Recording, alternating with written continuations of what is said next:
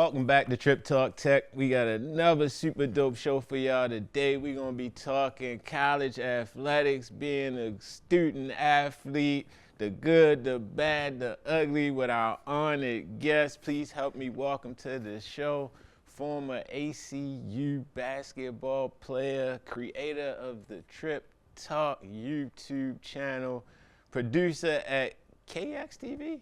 KTXS. KTXS. Yep. KTXS TV. Help me welcome to the show, Isaiah Tripp. Hey, honored to be here. This is definitely an honor for me to get to interview my own son.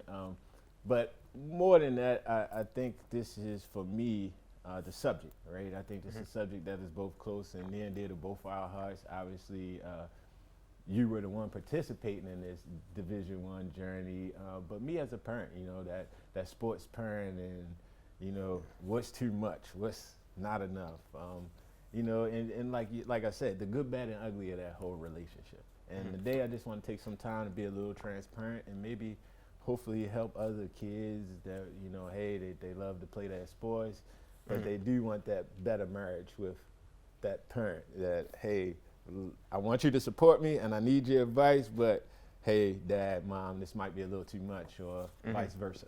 So thanks for coming on the show, and hopefully you can share some insight to help somebody today. Thanks for having me, and I'll definitely do my best. Yes, sir. Hey, man, dreams of being a D1 athlete, I think seems so cool, right? From the beginning, you watching the tournament games when you're younger and, hey, Dad, I want to play for this team, or I want to do this. Did you ever think that the journey on road to being a scholarship basketball player, do you think it was going to be that intense from the start? That's a great question. You never really know what something's gonna be like until you get in it, and I think that's with anything in life. And for me, I didn't expect it to be as intense as it was, per se, like when I got to Division I athletics. For instance, like coming up in high school and things of that nature, it's a certain way and things. But when you get to Division I level, it's just a completely different level on all facets. The work ethic, the mentality, the mental part of things is just a completely different level that I don't think many people can expect. Some may have the gift of that, but I think the majority of athletes don't or can't really anticipate what it's going to be like when you get to that next level. In coming up, I know your schedule was tight, right? You might practice a couple times a week. You got games, you got a whole this, you got that. And can you share that schedule with the average, basketball player, let's say? Hey, let's say this started in the 8th grade. We'll start at 8th grade. An 8th grader looking to play college basketball. What do they need to be doing in the 8th grade? What would you suggest them to start doing? What should a week look like for that person trying to get ready for a Division I scholarship or any kind of college scholarship? Yeah, from the 8th grade on, to be honest, you got to be working out almost every day, if not every day. I mean, it's like an everyday grind. I mean, you got to be doing something. Even if like a Saturday and Sunday you kind of want to take off, you still got to be doing some stretching or something to help you out, or watching film. So it's like you never really have off if you want to get to really where you're trying to get to, because coming from like high school and wanting to go to the next level into college, Division I athletics at that, or even some may have the aspirations of going pro. I mean, you got to realize at a certain point, you're not just going up against the people in your neighborhood. You're not just going up against the people in your state. These college coaches, they're recruiting people from overseas, Australia, Serbia, different states. And so you got to really hone in on your skills as much as possible and do as much work as you can to give yourself the best chance to, again, get to that next level, whatever that aspiration is for you, whether it's D1 or whether it's the pros or anything of that nature. Yeah. So you make a good point with that, right? You work hard. Let's say 8th grade, working almost every day out the week, right? All the way for 4 or 5 years, going into your senior year of high school, right? I know in your particular story, coming out of high school, out of Baltimore City, it's a little tough as far as getting recruitment. Not even really about skill-wise. Right. Just a lot of other factors that factor into that. So coming out that last year, didn't have a lot of offers. You had some. You had a prep school option that generated more offers.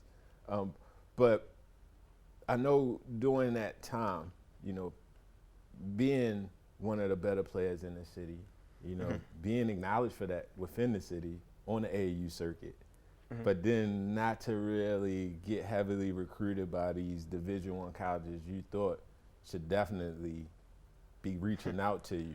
Yeah. How did you feel mentally about that? And then also the second question of that, how did you adjust and get through that?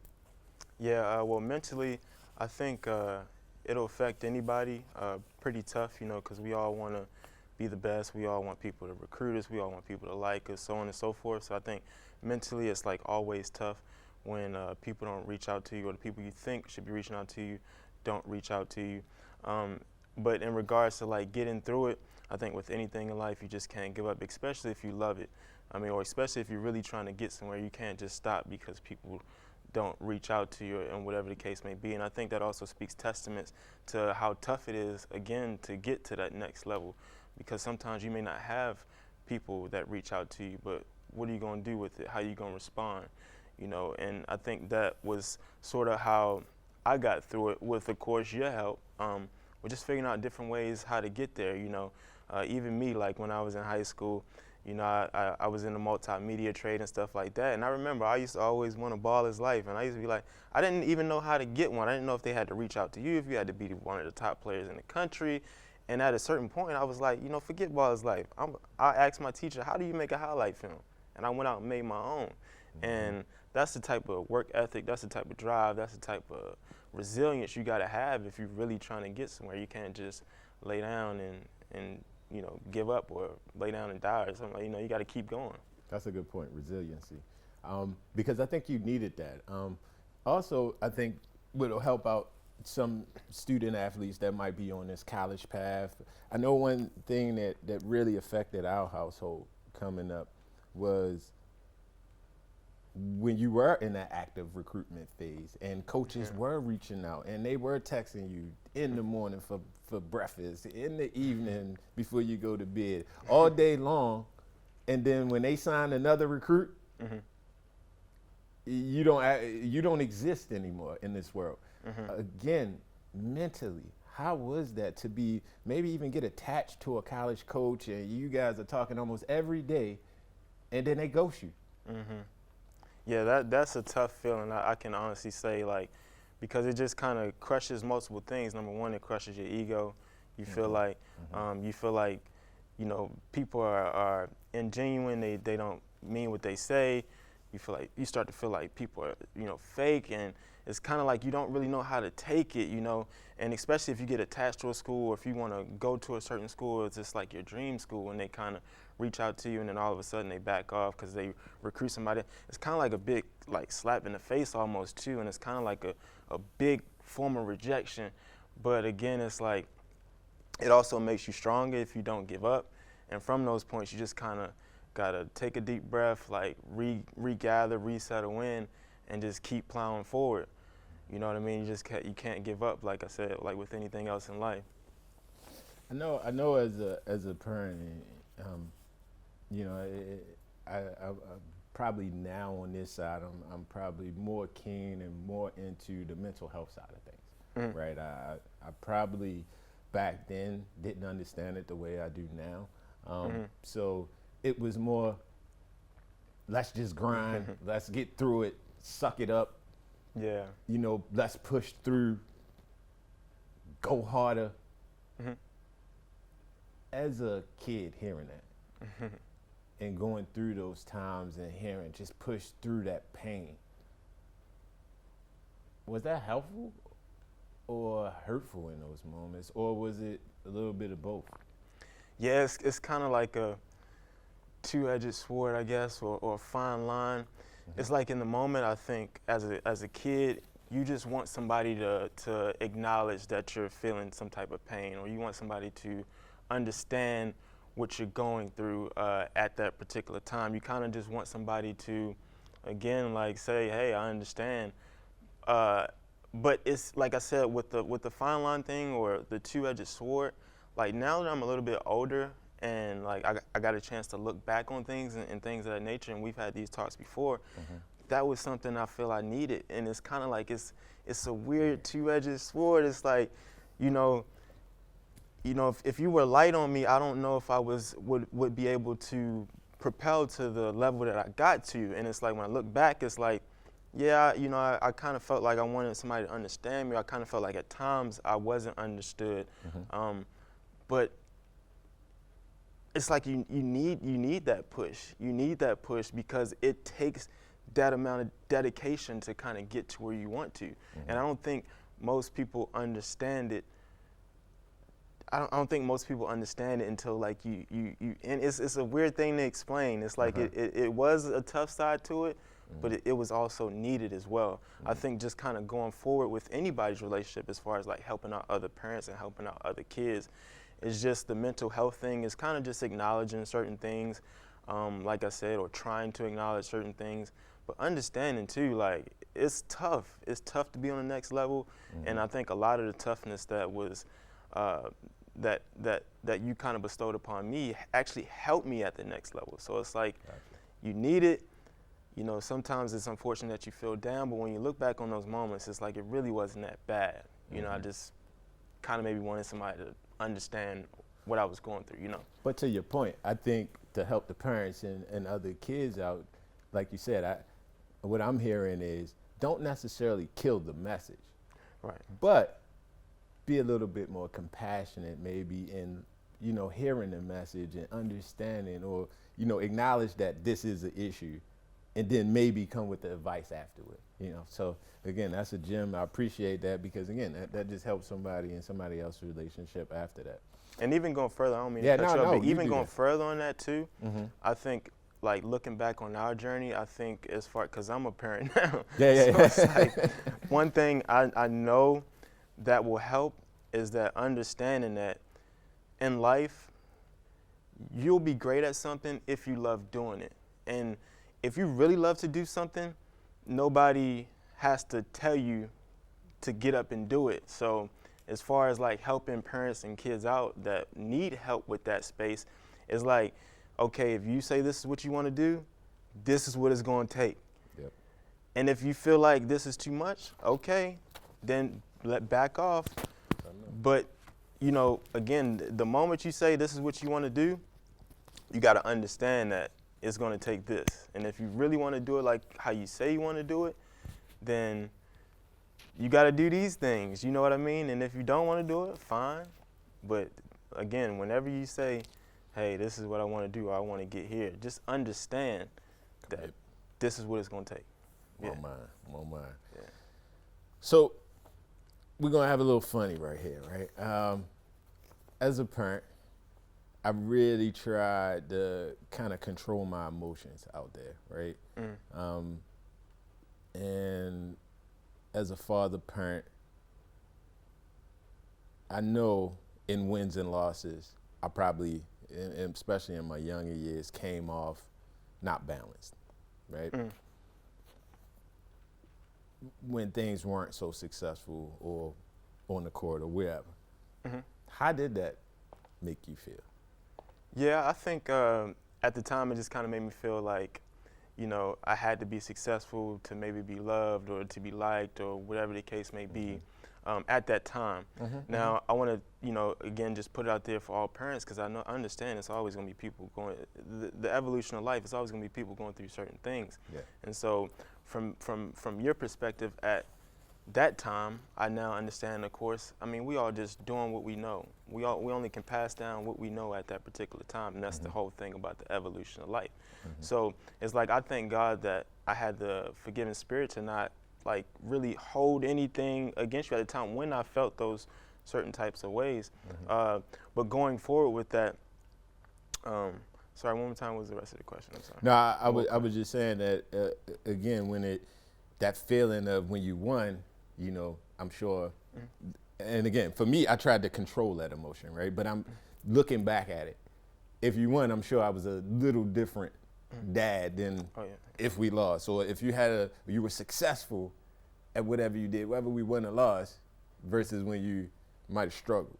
Again, I tried to balance those emotions, but my question was more when I didn't, or did you feel that, in times they weren't balanced, how did you feel? Right. Yeah, and going forward with that, it's not just the parent to son thing. I think it's a thing that maybe kids who play sports actually struggle with as well. And one thing I learned when I got to the next level, because you playing against, in high school, you might be the best person on your team, but when you get to college, you're taking the best players from everybody's high school team and putting them in a small pool of people. And what you realize when you get to the next level is that you can't get like up and down. You got to stay even keel, and what helps you stay even keel is giving 110, 150% every time. LeBron James always say, I'm gonna do my best and we'll live with the results. And most kids, that's what you want. You want to be able to look yourself in the mirror and say, I gave 100%, because whatever happens at that point, it is what it is. It's like it's God's plan at that point. So with the parent relationship thing, that's one thing we kind of learned together.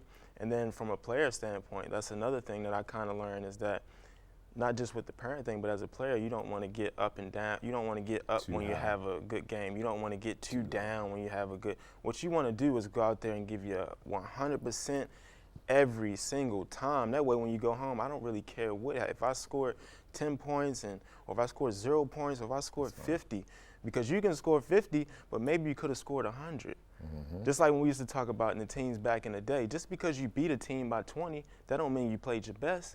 You might could have beat them by 80. And if you don't beat that team by 80, when you get to the real big game, you ain't ready. You're not ready, because you're not building those habits and those characteristics of winning. Yeah. All right, sure. You might have got the message. Back then. You mentioned one thing in your answer. You said at the high school level, you're the best, and then you come into an environment where the best of the best are, right? Right. When you got to college your first year, after even playing a year prep, so you actually went to prep school that had the best of the best, did well on that level, did very well on that level, came to HBCU the first year as a freshman, had time, had minutes to compete for, but again, you were the star of your high school team, playing almost every minute of the game. And then you hit here your freshman year, and it was like some games you didn't play. Some games you got limited time. How did that affect you mentally coming in? And then how did you deal with it? Yeah, again, like just with that, it's like just a hit on your ego. And one thing I kind of learned throughout my college journey and now being an adult, you kind of got to just let go of the ego in all facets of life. But when that happens, when you come from, high school and you highly touted and you getting interviewed and you signing and everybody cheering for you, and then you get here and you realize it's different and you're not playing as much as you think you should, although you might be playing and whatnot.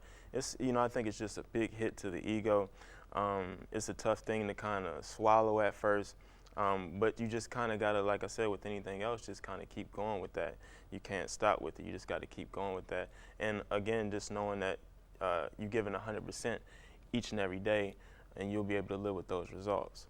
But it is different because even when I got here, I felt like, I did have a lot of talent and I was doing well, but the minutes wasn't really reflecting that. And later on, I found out it's because my coach, he doesn't care about talent, Like Coach Tanner said, toughness is a talent. And I'm not saying I wasn't tough, but it was the little things that I wasn't really picking up at first. The little small things. It wasn't just about talent. And that's a big part. Not to cut you off, that's a great point for kids or youth that are student athletes that are watching. We always ask, what's that separation to the next level? And it might not necessarily be this guy's the best player on the team type deal or the best talent on the team. It could be the details, those small details. Would you say that in college that's kind of that separation, being very detail oriented? That is a separation, that detail orientation, little stuff like diving on the floor for loose balls, going after rebounds, boxing out, making open pass. The little things that really helps propel you forward in the next level is really what you gotta hone in on, because again, everybody's good at everybody's got talent. Like I said, they bringing people from overseas, they taking people from different states, so it's like everybody can shoot a basketball, everybody can dribble, everybody can make a layup. So what's going to separate you? And most oftentimes and not, it's the little things that most people don't think about. Yeah. My gosh. Sure. Can you describe, for those student athletes that think they want this Division I basketball dream, can you just give them a daily or weekly schedule of kind of that grind? You know, maybe even if it's just daily, the wake up, the in between, and then what time you finally put your head down, and then maybe have to get up and go to class the next day? Yeah, I'll give you a couple of examples. So basically, like I said, this is an everyday job, number one. So I'll give you a day. So it's not a scholarship, it's not fun, it's a job? This is a job, All right. And I mean, if you think about it, like you said, a scholarship, they paying you money to go here, and and I remember, my coach pulled me in the office one day and he said, Tripp, you're doing good in school, and I like that, and you're going to continue to do good in school. This is ACU, you're going to graduate, and you're going to do good. I expect that. But, ultimately, always remember, this is when I was a freshman, remember what got you here. And it was, basketball. That's what initiated the recruitment process. And he wasn't saying it's okay to flunk out of school. He was just saying, like, this is a job, like, don't forget. And so, so a day-to-day basis, let's say, for instance, what one of my days would look like would be maybe wake up at 6 o'clock, have to go to the track, run miles for conditioning, get to the weight room right after the track, maybe 7, 8 o'clock, maybe have class at 9, maybe have another class at 11:30, maybe go get some lunch, practice at 2, extra shots because you got to separate yourself after practice, maybe at like 4 or 5, go home, eat dinner, and then after that, you kind of worn out from the day. So not to mention, you got homework, you got family that you got to reach out to, you got to study, you got exams, and so it's like the rest of that time is like study hall. After the extra shots, I'm going to study hall at like 6 o'clock and doing my homework and knocking out all that stuff. And then after that, it's like 8 o'clock. You're tired, you got to get up the next morning and do the same thing. And so it's like at that point, you got to eat something and kind of go to sleep and wake up and do it all over again. And then that's an everyday thing, like I said. And so when you get into the season, it gets even tougher, especially at a university like Abilene Christian University, because this is a highly touted university. You're going to get a real degree here. You get what I'm saying? And so it's like you might have a game on the road, and you got to take an 8-hour bus trip back to Abilene. You get back to Abilene at 7 o'clock in the morning, and those professors want you at class at 8 o'clock a.m. Well, hold on. So, when we think of college basketball, we watch these movies, right? Yeah. And we think, oh, man, these athletes just walk on campus and show up and they get touted through. You mean to tell me it's not like that? When you come from a game, the professors want you in class? It's not. Now, what I can say is, now I haven't been on every single university. I mean, obviously you hear the whispers, University of Kentucky, these guys ain't doing no work, right? But yeah, I know at ACU, and I guarantee it's at most universities. Yeah, this ain't no cakewalk. You doing your work, you going to class, and they not giving you anything easy. So yeah, it's a tough thing. Yeah, for sure.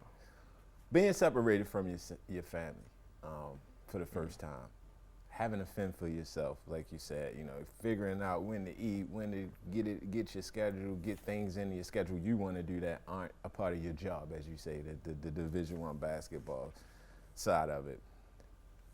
I'm sure that was a huge adjustment when you got here. I know from a simple fact, again, our contact kind of slacked off. Just, again, I knew you were probably busy doing things. How did you deal with that? Yeah, it's tough because you kind of, like I said, you kind of get busy, you get tired. Like I said, those long days are daily, so it's like,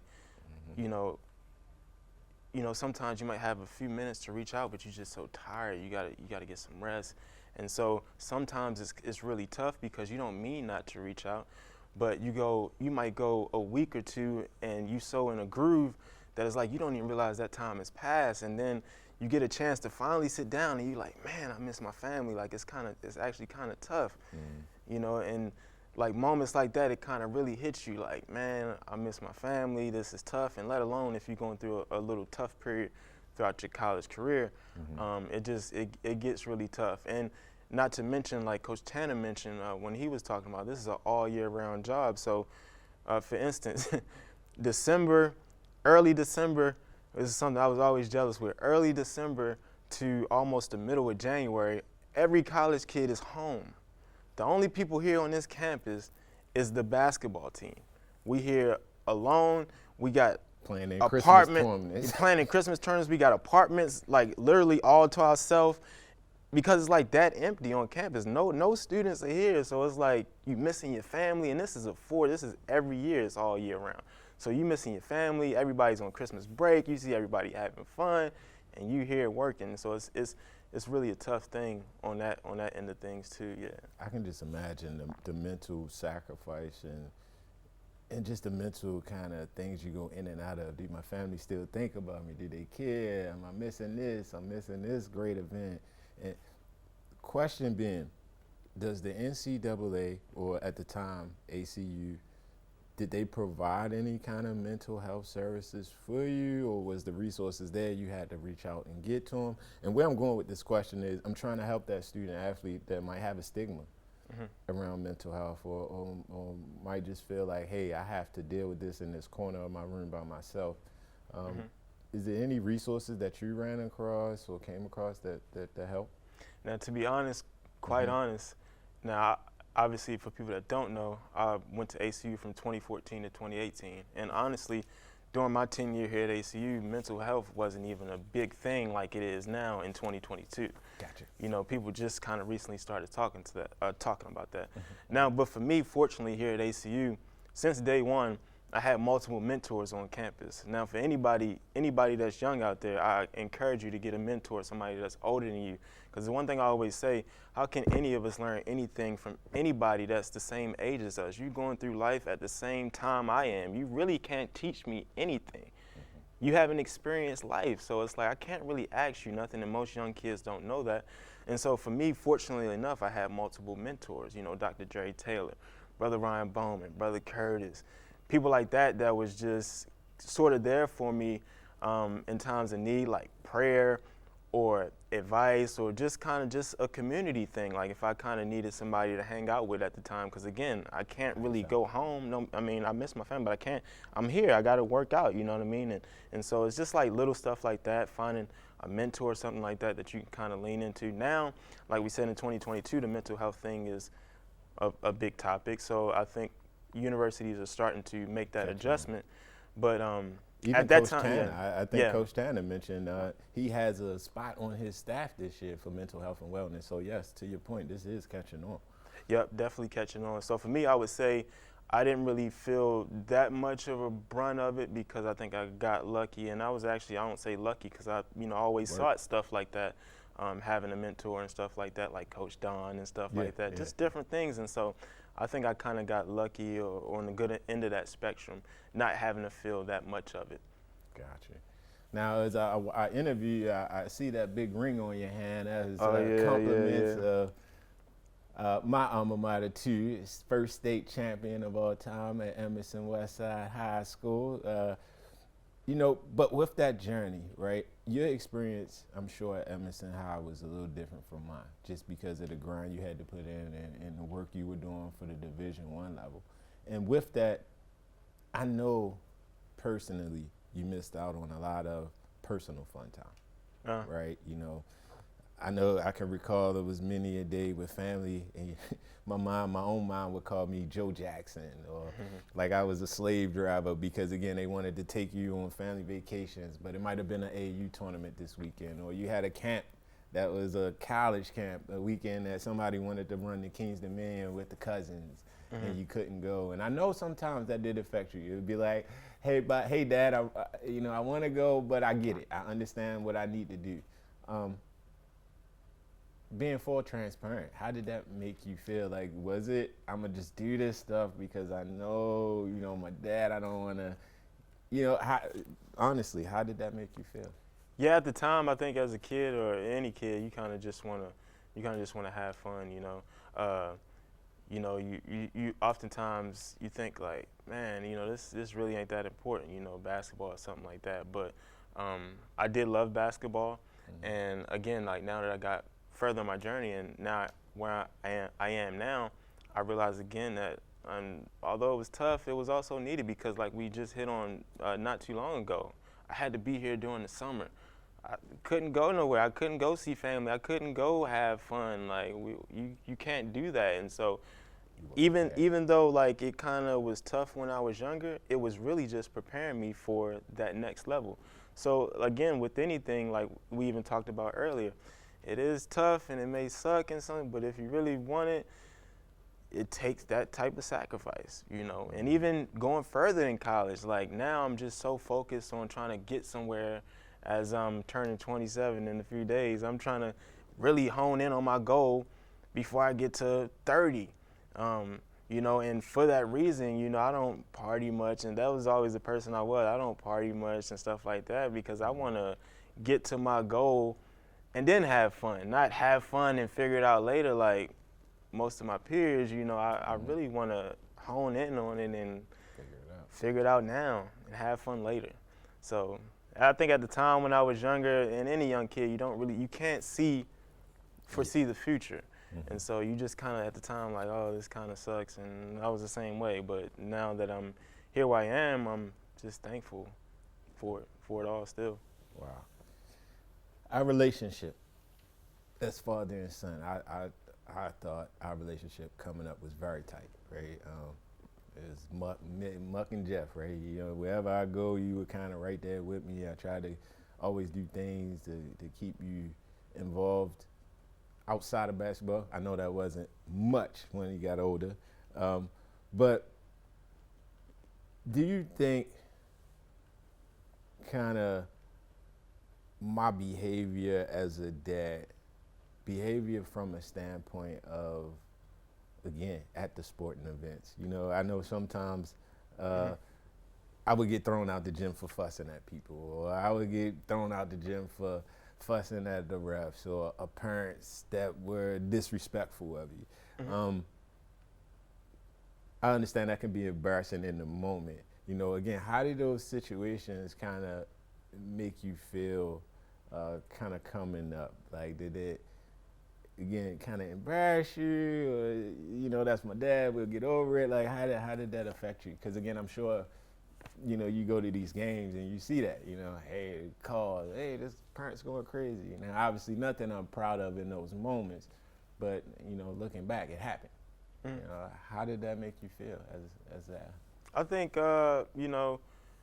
at times it may have been, I guess a little embarrassing or something like that, but in all honesty, I felt that you were just fighting for me, like I felt the love, in that moment. And so it may be a little bit of embarrassment, but I think overshadowing that, I just felt like you were fighting for me and you wanted the best for me.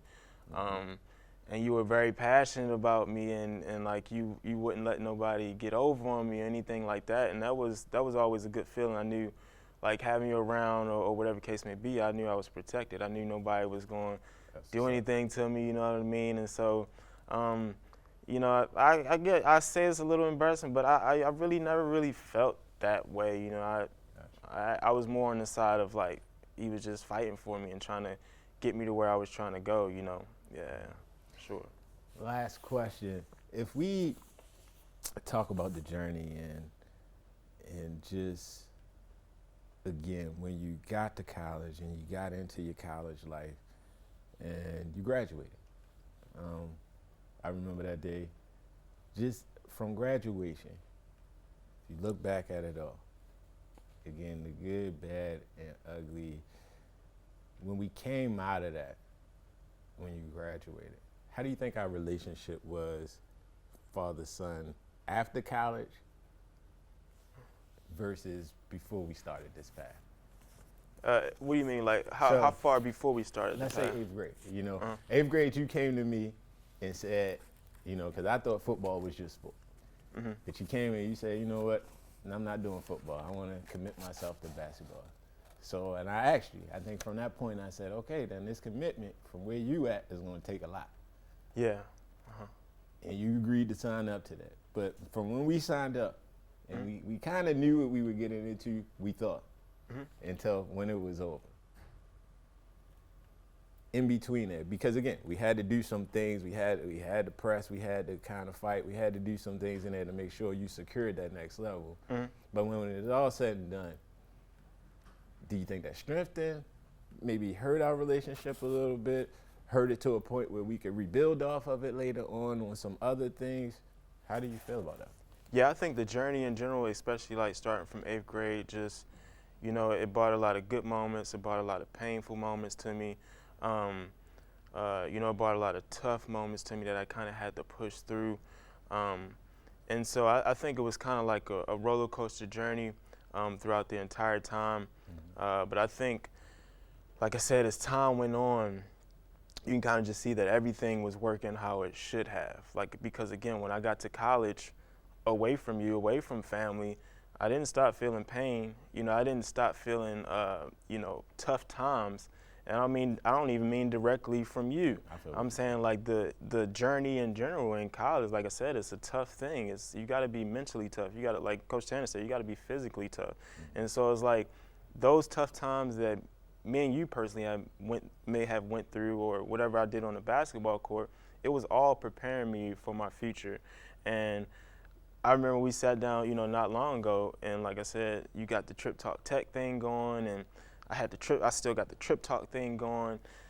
It's just amazing how everything kind of came back together. Yep. And I always said, like, even with the pain that I had, thank God for Emerson Westside High School and that vocational program, because I was doing multimedia also in high school along with basketball. And some of that pain that I had, again, from just all the struggle with trying to get to where I was trying to get to, I was able to release it on the multimedia side. And for, you know, I guess a while, you know, like I said, I started the TrippTalk thing. It was just me.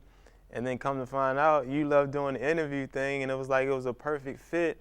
And it was like everything kind of just came together. And not only that, as you can see, we really got something to talk about. True that. We really got something to give back. And so throughout everybody's journey, throughout my journey, what I've learned is that everything always happens for a reason. You may not realize it in the moment. You may not understand it in the moment. But as God say, lean not on your own understanding. And so whatever is going on in anybody's life, just know that ultimately it's for a reason. So it may feel painful in the moment. We all going to feel pain in some capacity. Nobody's going to escape pain no matter where you are. The best thing for you to do is to figure out what is the meaning of what's appearing to be in my life at this particular moment. How can I grow from this? How is this going to make me better? And then also, I also encourage people to have those look back moments. Look back to when it was tough. Look back to, and then look at where you are now and realize, like, yes, I needed that. Like I said, it was tough in high school years, but then it was tough in college. You got to have a tough mindset to make it, especially in Division I sports, and I can only imagine in the pros. And so it's like whatever you do, always have those look back moments so that you can understand and realize that it was all God's purpose and it was all happening for a reason. So I lied. I got 2 questions for you. Cool. Yeah. One, what's next for TrippTalk? You as a person, what's next? What's going on? What's coming? Yeah, for me, in general, I'm just taking it one day at a time. I'm living life. I'm doing whatever I feel is on my heart. And I've also learned that throughout my journey as well.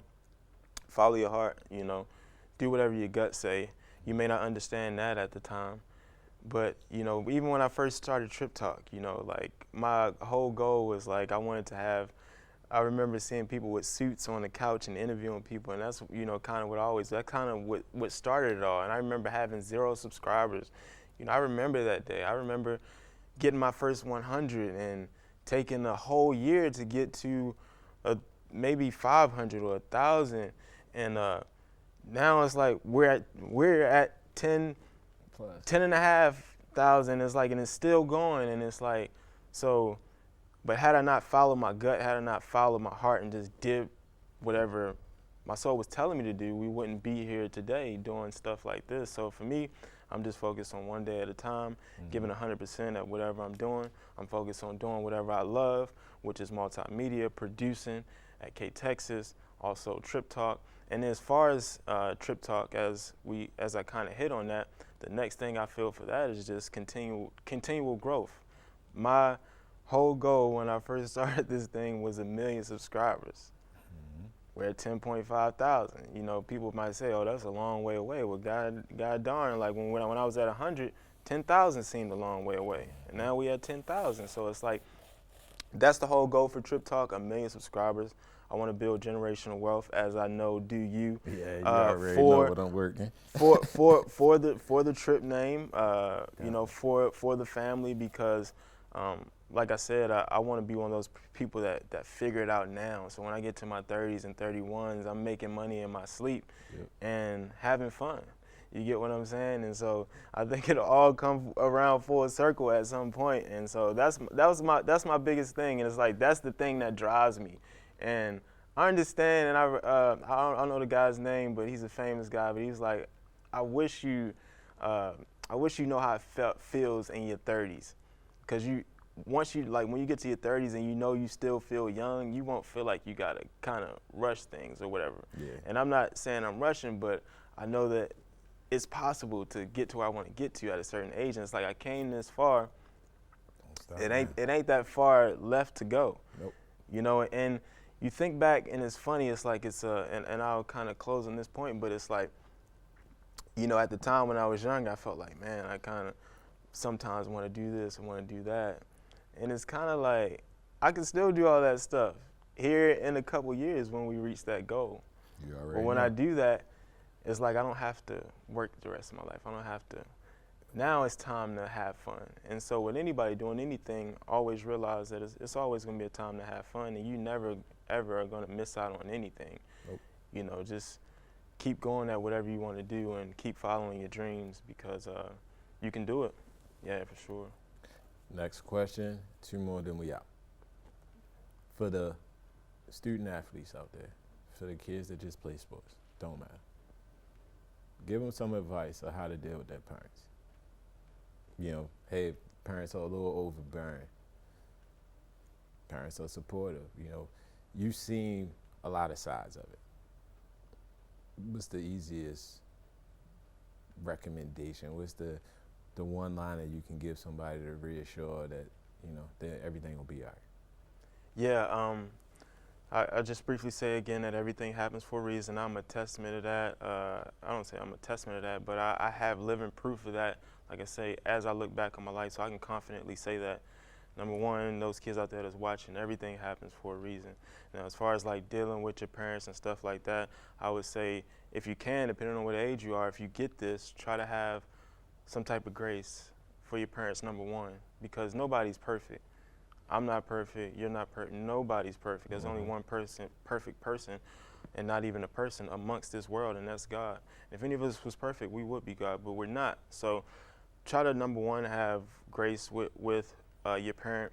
Understand that they're only doing their best. You know, they're only doing their best. If you feel a certain way, maybe try to voice it. If it's hard for you to voice it, maybe try to find somebody that can voice it for you. Maybe like a coach or something like that. Ask a coach, hey, can you talk to my parents and whatnot, or whatever the case may be. But number one, I would say try to have grace for them. Try to have understanding that they really just want the best for you. And I can say that again on my journey as a parent. I know that I just want the best for my son, you know. And I know I don't have all the answers. It's probably stuff I do, although, you know, I feel like I learned stuff as a parent. It may be stuff that I'm doing that I don't even know I'm doing.